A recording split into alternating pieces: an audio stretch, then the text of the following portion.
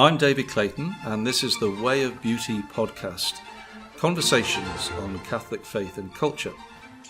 This is episode 33. I'm with Paul Jernberg. This is the second in our series, and we go more deeply into the nature of sacred music and what distinguishes it from secular music and art or classical music. Okay. I'm here with Paul Jernberg. Very good to have you here, Paul. This is the second of our podcast together. So without further ado, why don't you just review some of the things that we covered last time, and then we can go a little further, I think, into the characteristics of sacred music. Good. Great. So last time we talked about what sacred music is in Catholic tradition. Right. And we looked at the history of sacred music and the different rites, and in our own we looked at this amazing development across the world as the gospel was preached and as the church grew in different parts of the world, how we have these many different manifestations of the liturgy. And then, so we try to answer that question: what is the liturgy and what is its music? And then we started looking at some of the different characteristics of that music. And I'd like to go a little bit further today. Last week we talked specifically. We sort of focused in on the teaching of Pius X, who was the Pope who has been the most articulate in teaching about sacred music. So, but I'd like to go a little bit further with that today, and so let me know when you want me to start that. No, should I you just carry on? Good. Yeah, I want you to. Yeah. So, for the three characteristics that Pope Pius X articulated, which are very important, are, first of all, sanctity or holiness, and these are all meant to be characteristics of sacred music in the Roman Rite, which he says are most clearly exemplified in Gregorian chant. So holiness is the first one. The second one is literally goodness of forms, which is sometimes translated as beauty. And thirdly, universality.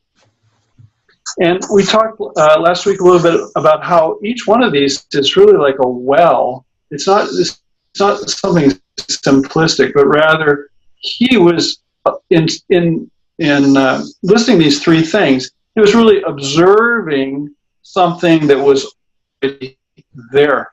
He wasn't innovating. He wasn't saying, well, let's just. He was saying, no, looking at this long, venerable history of sacred music, these are the things that are there. And then as we look at each one of these things, it's fascinating, because just think, what makes music holy? I think we can talk a lot about that. What gives sacred music its particular beauty or goodness of forms? And we can go quite a long ways with that. And then finally, universality. Now, what I'd like to do today is to plunge a little bit more deeply at some of the implications of these things, but also some of the things that for Pope Pius X would have been assumed that today we need to be aware of, again, because of our distance from having a deep experience of these traditions. We don't necessarily realize how important certain things are.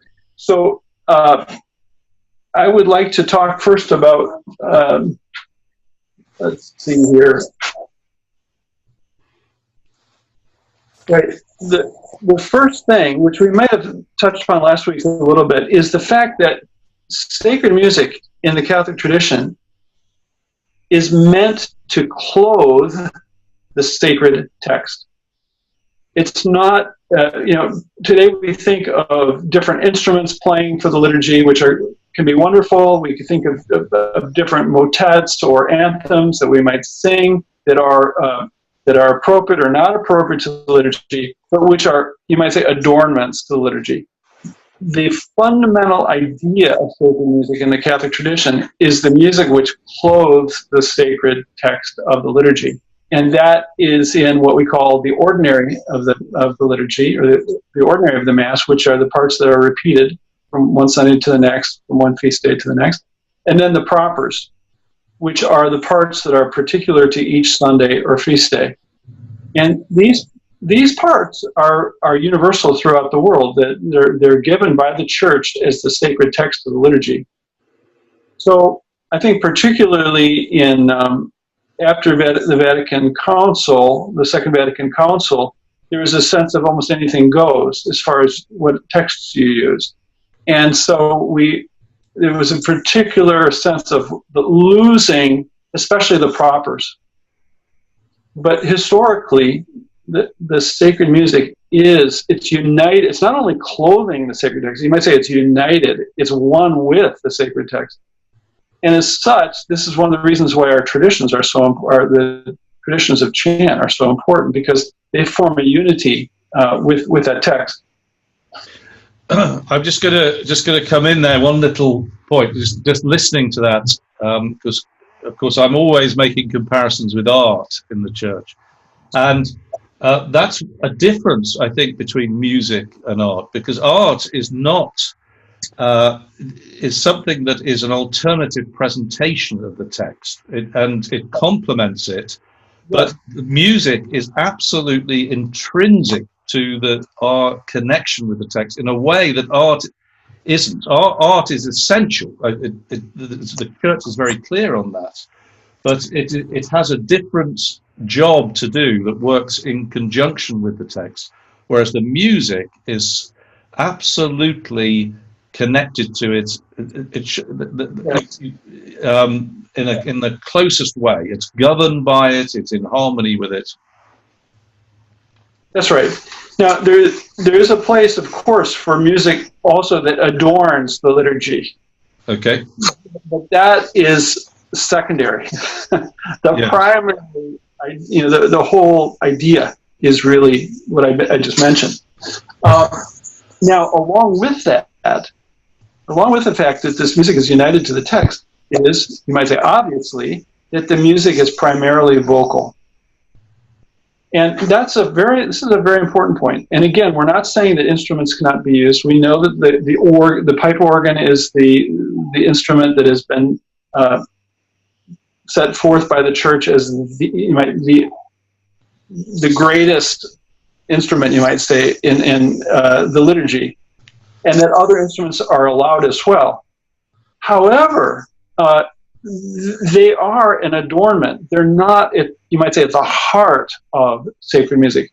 Why is this? Well, it's because, first of all, that the music is united to the Word, and the Word obviously is from the human voice.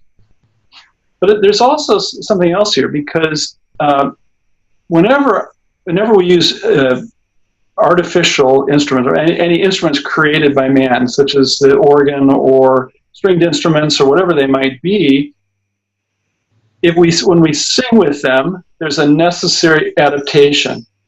The organist needs to adapt to the singer, but the singer also needs to adapt to the organ.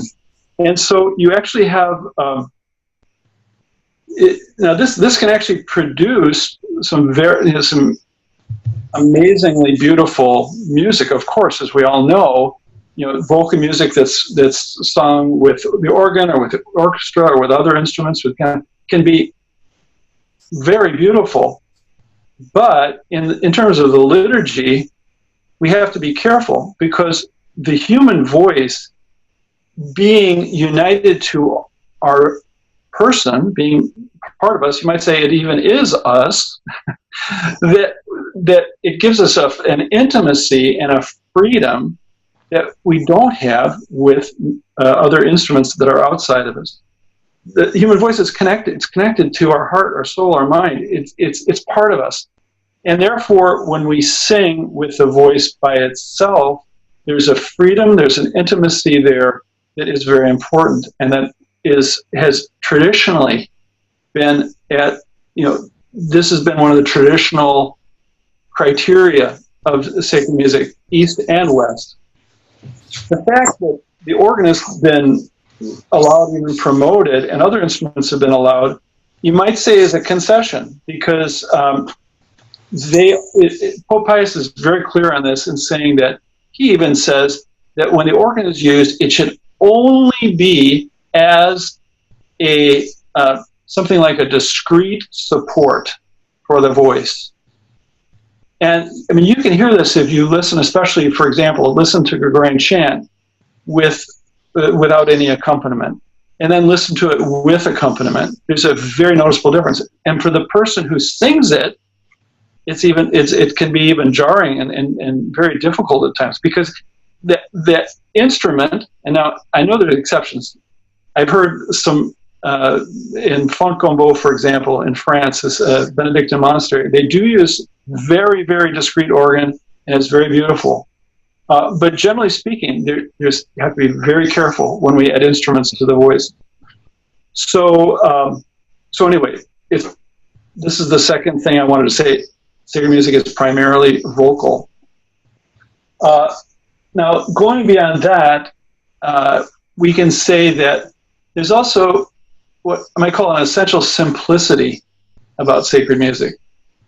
Now, this does not mean simplistic. In other words, you can listen to chant and sacred chant and polyphony that are rather sophisticated, but there's still boundaries within which this sophistication is kept. Why? Because by its nature, it's meant for, number one, the participation of people all around the world. It can't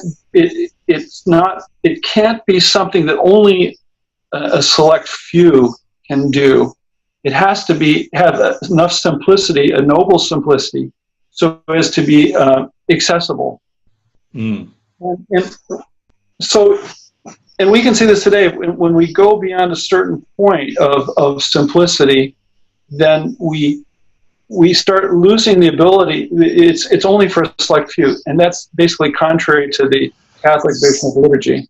Now, when you say it's only for a select few, you're talking about singing, or actually singing, because this is a contentious point, isn't it, with some, that I'm with you on this. I think that participation, people will differentiate between internal participation and external, and they say that this emphasis on singing is too much of an emphasis on the external, and that congregations could be content to listen.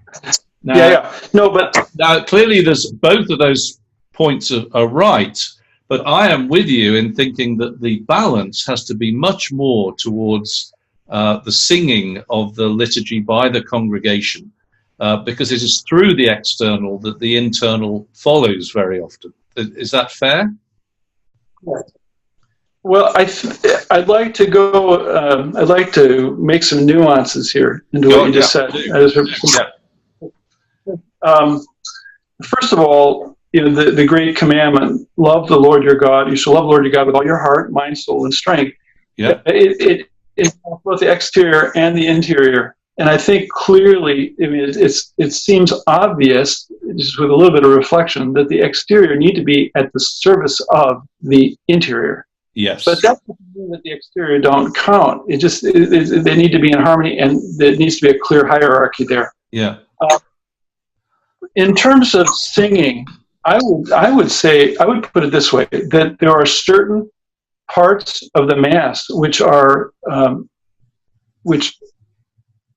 appropriate for the congregation to sing, and to sing those parts can be an important element in serving their interior participation in the Mass.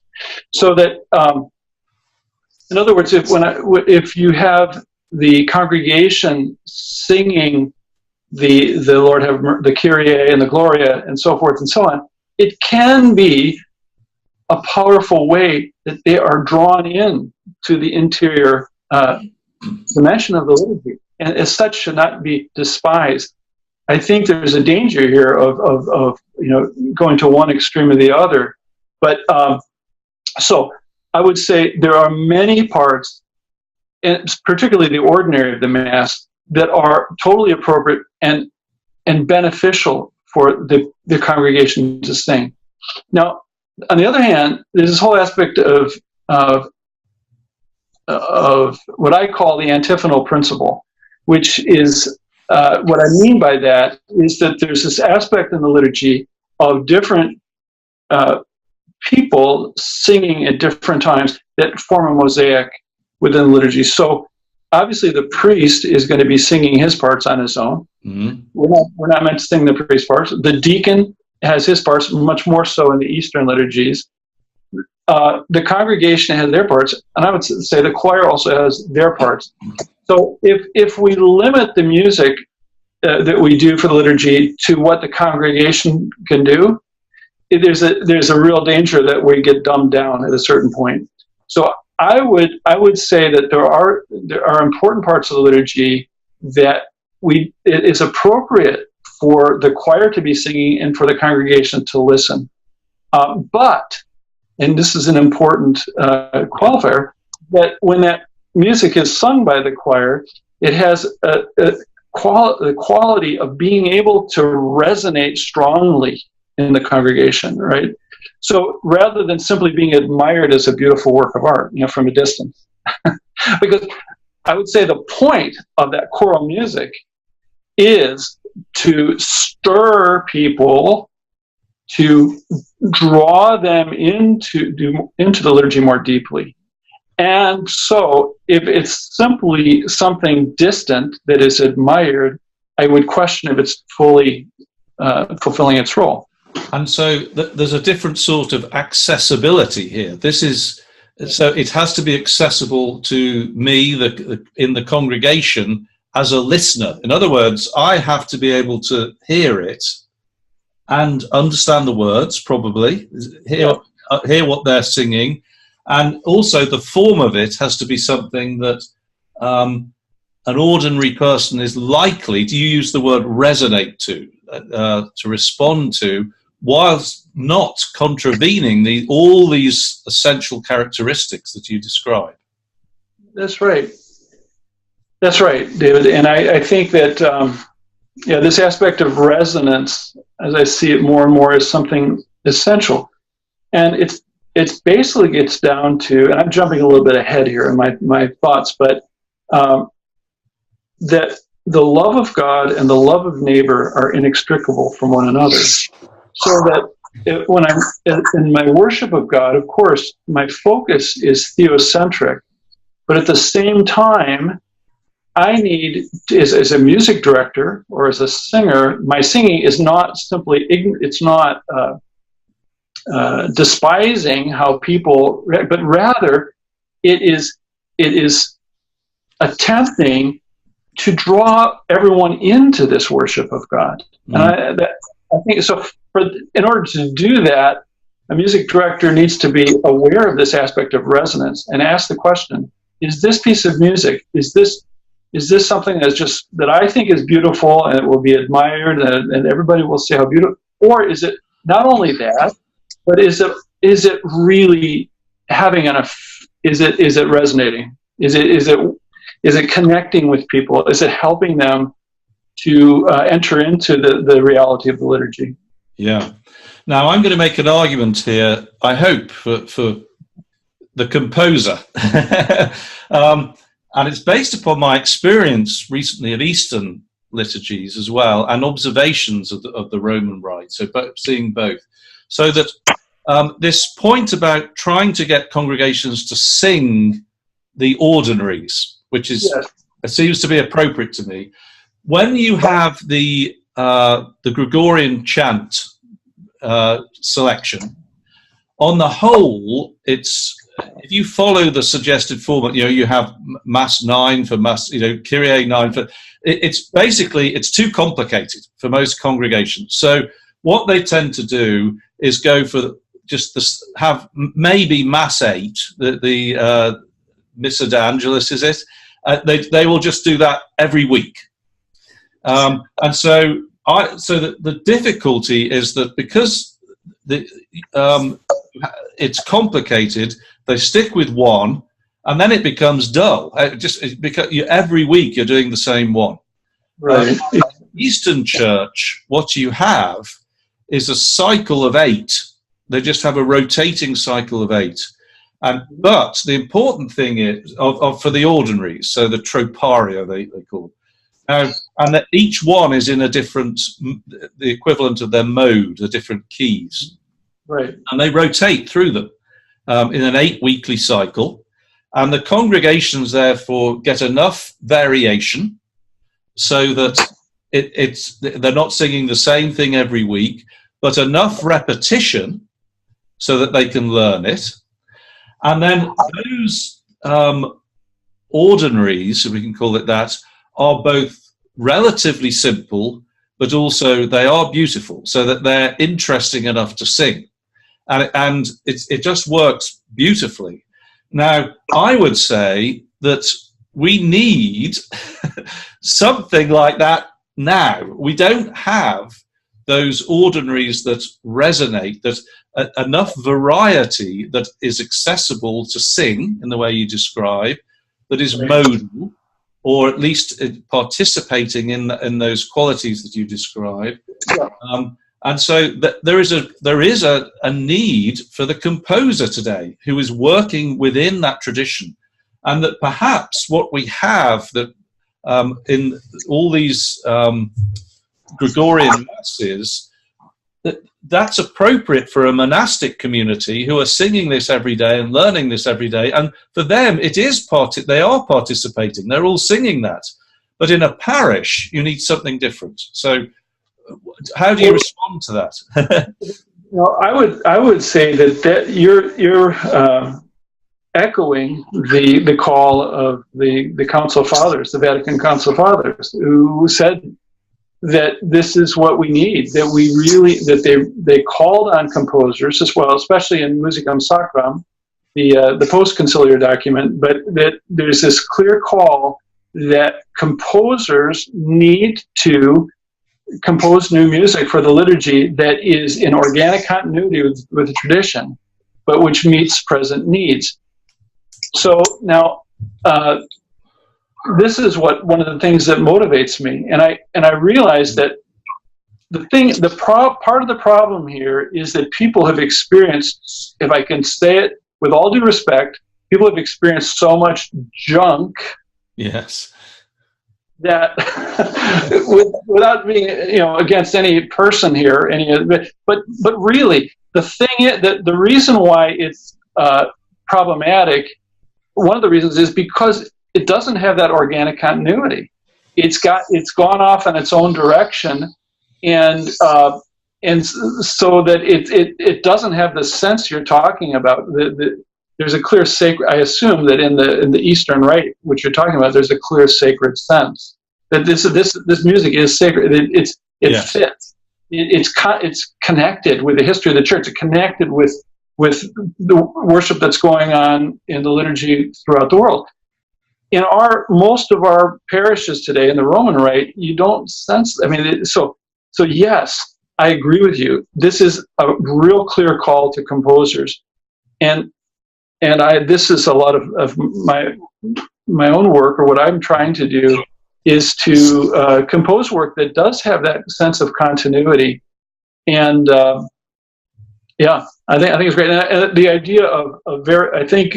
the idea of variation, which you brought up, from Sunday to Sunday or season to season, is a very important one.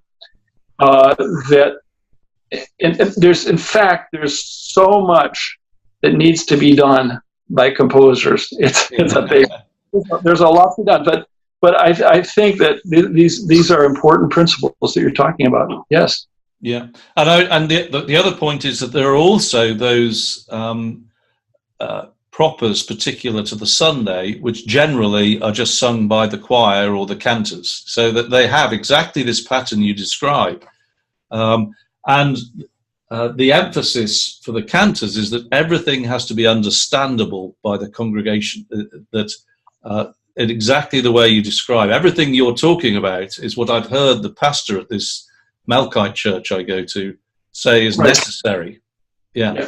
Now, I would just add one thing there, and that is the fact that having sung quite a bit of Gregorian chant and sacred polyphony over the decades, I can say that there is something to be said for the music, the message of the music itself, so to speak. Yes. Now, in other words, when we sing Palestrina, or we sing, there is something about that music that people, that is mysterious, but somehow has a power to it to inspire people to pray. Okay. Having said that, though, I think that we need to always strive for the understanding as well, and so that it's truly with our, the loving worship of God with our heart, mind, soul, and strength. St. Paul says, I pray with my spirit, I'll pray with my mind as well. I think it's an important principle. Yes, okay. So what's next? We've got to the simplicity. So rhythm, I think, is the next point. Go on, yeah? No, we got one more, and it's going to sound like simplicity, but it's a little bit different, in which I call modesty or even austerity. Ah, okay.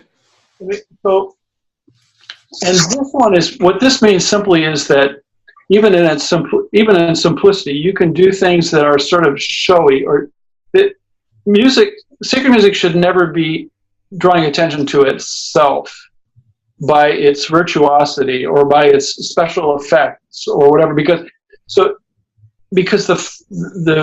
its role is always to point us to the Word, and then to this communion with God. So for that reason, we have this is I would say this is one of the problems with some of the great classical music, art music that is sometimes done in the context of the Mass, which is, everyone recognizes this is great music, and even that it's very inspired and inspiring music. But the danger there that we always need to be aware of is that when the music starts drawing attention more to itself than to the mystery it's meant to serve, there can be a problem. But this is what you see in East and West. In tradition, there's this certain modesty or austerity that is drawing people into something greater than the music itself. So the next point I'd like to bring up is that of rhythm. Okay. And this is also important because just as we mentioned that the music is meant to be at the service of the Word, this sort of flows from that principle, because, in other words, looking particularly at chant, that in Gregorian chant and other kinds of sacred chant as well, the rhythms are not preconceived ones that the words need to fit into. It's the other way around. In other words, the rhythms of the music, the rhythms of the chant, need to complement and fit into the rhythms of the word. So now this might seem a little bit cryptic to some people, but just to explain, for example, most music today that you hear, whether it be classical or popular or folk music, whatever, you have a very clear tempo, and often you have very clear subdivisions, rhythms and subrhythms that are you might say a work of art in themselves. That then the words they fit in there. They're meant to fit into this musical structure, and that can be very beautiful. I mean, there's not something wrong with that in its proper secular context. But traditionally, in the sacred, in the context of the liturgy, these rhythms there's a flexibility and a malleability that allow the rhythms to fit the word. And that doesn't mean that the chant is exactly the same rhythm as the word would be, but it's oriented towards the word. This rhythm, and we could spend a lot of time just on this subject, and I don't want to go too far. But it's a very important point, and it's something that you typically today in the compositions that are done, it's not all that frequent that you find composers who are entering into this idea of the kind of rhythm and meter. I mean, it's basically unmetered is the chant or free meter, and this when it's done this way, these rhythms are done in this way when oriented towards the word. It has a more contemplative effect, you might say. It helps people to enter more into the word rather than the rhythm and tempo of the music. Yes, and if I'm hearing this right, there's a subtle distinction here. It's neither strictly rhythmical or utterly bound to the natural, simply the rhythm of speech. You're saying that the music has its own influence and there's an interplay between the two, but it's the shift is towards the rhythm of speech rather than the... That's right. Rhythm. I like that. I like the way you said that, because it's true, because there's definitely rhythm in sacred music, yes. And especially as we get into polyphony, and then you need to have a certain tempo and a certain meter. But even there, the tendency is always oriented towards the word rather than a strong rhythmic effect, you might say. Yes. Okay. So great. So the next thing then, what about the sort of modes and melodies you said? Right. Yeah. That's right. So in other words, these two things are very closely related, because we define the modes today by the relationship to the do, re, mi scale, and how they fit into that. Traditionally in the West and in the East, there have been certain modes that have been used for divine worship, and these modes have they help people to know where they're at, you might say. When you hear the Gregorian chant being sung in its various modes, for example, or for that matter, the polyphony, sacred polyphony, there's something about this combination of notes that identify it as being sacred, as being appropriate to the liturgy, and avoiding confusion in the hearts and minds of those who are listening. And so, and in fact, as far as looking way back historically, part of these modes, it's my understanding that their development had a lot to do with particular melodic figures as well. So it's at the beginning, it wasn't as if they look at a piano and say, okay, do, re, mi, fa, and I'm going to start now on re, I'm going to start now on... No. It was much more organic development than that, and a lot of it had to do with different melodic figures that were part of the sacred tradition, and which identified this tradition as such. And it's quite fascinating to see this, and again, in the different rites of the church, and in Orthodox and Catholic, that they have developed specific groups of notes and groups of melodic figures that identify where we are and identify what we're doing. And if I could give you some interesting examples of modes that would tell you definitely you are not in the liturgy. For example,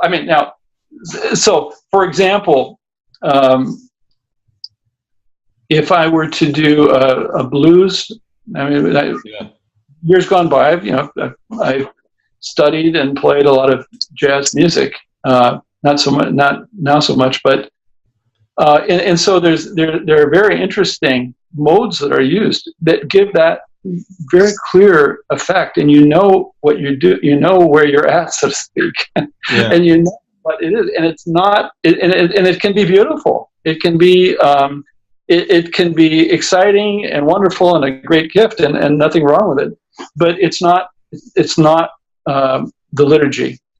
And there's all sorts of interesting modes we could explore like that we identify secular or sacred. Now, there's overlap, of course. There is overlap. It's similar to what we were talking about rhythm, that it's not necessarily it's not necessarily mathematically measurable all the time, but the tendency is towards modes that are in harmony with the liturgy and the history and the whole understanding of the sacred versus secular. Yes. Now, again, I'm just going to throw this back at you to see if I've understood what you say. But this is the thing that struck me as I started to learn to sing it a little bit. I'm certainly not an expert, but it's not simply that the mode, that there are these 8 modes, and this is true in the East and West, and they're different, East and West. But it's not simply defining, if you like, the scale. Within each mode, you might call it the key, or it's whatever you call it. There isn't complete freedom to move within that. Even within that, there are patterns of notes which you come across again and again, and almost form the basic skeletal frame of the melodies, so that you get these progressions which you recognize time after time in a particular mode. That's right, David. If it was simply defined as a key, there'd be a lot more freedom, but you don't. You get these recognizable patterns. and the variation is branching out from those core patterns that you get. The surprises are when you think, oh, I've come across this before. Oh, no. But basically, there's always enough familiarity in these groupings of notes. So it's more than simply the key or the scale, or however you want to, how you define a mode. The relationships of the sharps and flats within the notes or something. Yeah, exactly. There are these structures which are familiar and are part of the audio vocabulary. That's right, and that's what I meant by melodic figures. Yes, that's what I picked up that phrase. Yeah, that's what I. Good. Okay. Yeah, and so historically, those developed first, and then the technical description and classification in modes came afterwards. They're trying to say, okay, where does this sit? Let's look at this, and right.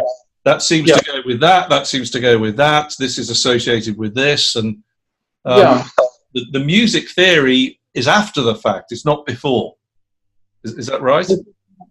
Now, I don't know enough about the history to say definitively about that. It is true that the Greeks did have their modal system before Christ. So how much theory there was at the beginning, I don't really know that. But it is a real organic kind of development. That's, I think, pretty sure. It's also fascinating, though, to note the similarities in all the different rites. This idea of 8 modes. Why does each one have 8 modes? There's some reality there that's reflected in this. Yes. I heard, but maybe you can't confirm this. I don't know if I'm right even, but I heard that what happened was that when they started to write things down, around, somewhere a little bit before 1000 AD, that's when they wanted to do it in 8 modes, because they were aware that that's what the Greeks had done, and they wanted to emulate. So they were trying to fit it into these boxes. But then that subsequently influenced what they did. So one affected the other. I don't know if that's right or not. And I don't know enough about that. It'd be interesting to explore that. Yeah. Okay. But regardless, with what we have today, what we have is this this description that you gave us of what you might call 8 different modes, the keys, scales, but within them there are set patterns, melodic patterns. Is that the phrase you use? Melodic phrases. That's right, David. Here again, that's right. They become the basic building blocks. I think the important thing I'd like to bring out here was just that there is a clear, there can be a clear sacred character, or there can be a character that becomes ambiguous. This is something that is exemplified by the 8 modes. Yeah. But I would not say that we're necessarily bound totally to operate with the exact same melodic patterns as have been before. Because but I think we need to be aware of them and to respect them and to realize, most importantly, to realize this difference that there is a clear boundary between sacred and secular in the modes that we use. Yes, and again, to draw the artistic comparison, it's not just what you paint, it's how you paint it. There are ways of doing things appropriately and inappropriately, and sometimes things are appropriate in one place but not in another. It's about the style as well as the content, and that's what you're saying, is the very structure and of the music itself can work with or against the sacred character of the text. That's so true. Yeah, that's very true. And I think we need today for people to be thinking about this, and for musicians and composers to be aware of this point. Very important. Right. Okay, and then so the next thing, what about the interior effect that this has? So this one I put as our last point, because you might say it's subjective, but it's nevertheless some things that we know intuitively are very important and essential, and I would say this is one. So that we ultimately, with all these subjects we've talked about, the music needs to have a certain interior effect. We can sense this when we listen to a variety of traditional sacred music from the East and West again. There's something it meant to do to us, and that if we're open, which it does to us, which again draws us into this interior dimension of the liturgy.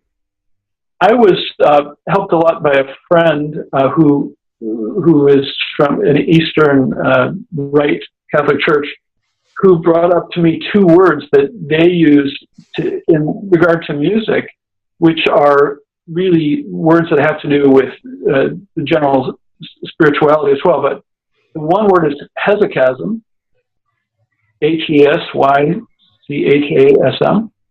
which basically means stillness. And these are words used in the Greek Catholic tradition, And this is an ideal, or this is what is sought not only in music but in prayer in general.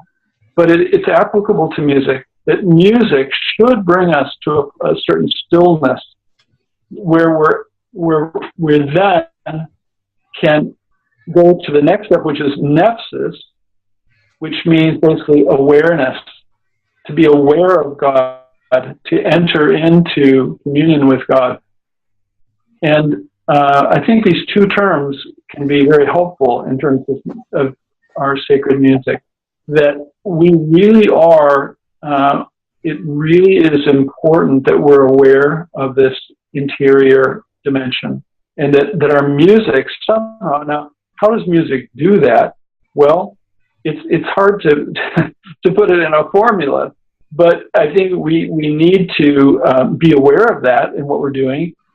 There's all sorts of music that's religious music that I admire, and I think many people admire, that might be very inspirational, it might be very exciting, it might be very, might inspire us even to praise God in a wonderful way, but it does not necessarily fit in the liturgy, because it's not necessarily drawing us to this place of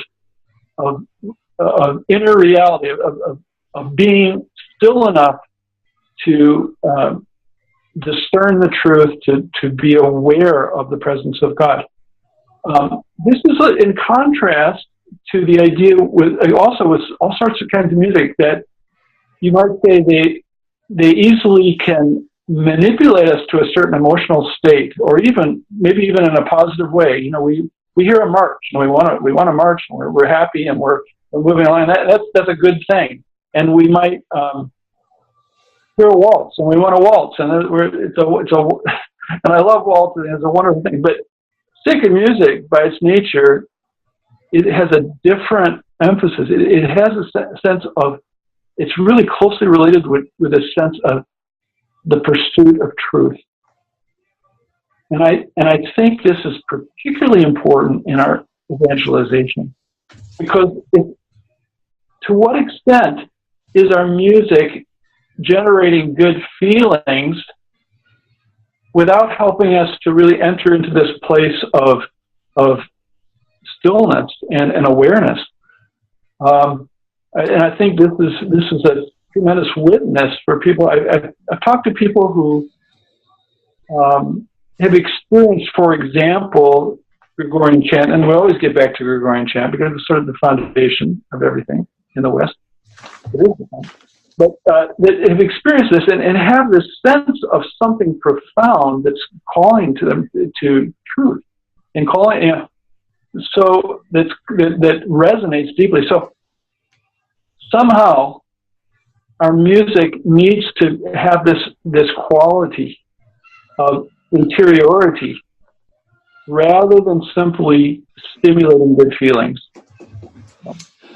What I'm thinking of as you speak here, and I think this would be a nice point to close for this week, but what I'm thinking of is a couple of things. One, of course, the Eastern monastic tradition, they talk of hesychastic prayer, and so and I didn't know that that's what the word meant, stillness, which I'm thinking is similar to the Western tradition of contemplative prayer. It's taking that place where you are aware but somehow receptive, alert to what God might be saying.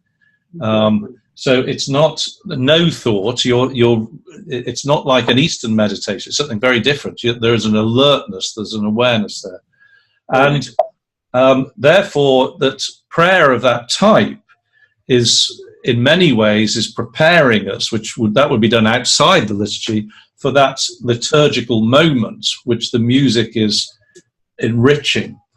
And then the other thing that occurs to me is that I think it's Samuel, the still small voice, that God was not in the raging torrent, God was not in the cloud, that he was a still small voice, but that all the more powerful for that. Go on, yeah? No, it's Elijah. Yeah, Elijah, okay, all right, thank you. But Samuel had a similar experience in the temple when he heard the voice of God. Ah, yes, yeah. And he thought it was Eli, didn't he? And yeah. Okay.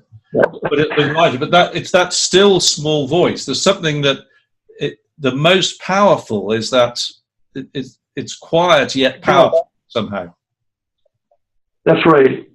And I think people are longing for this kind of spirituality to be infused in our music.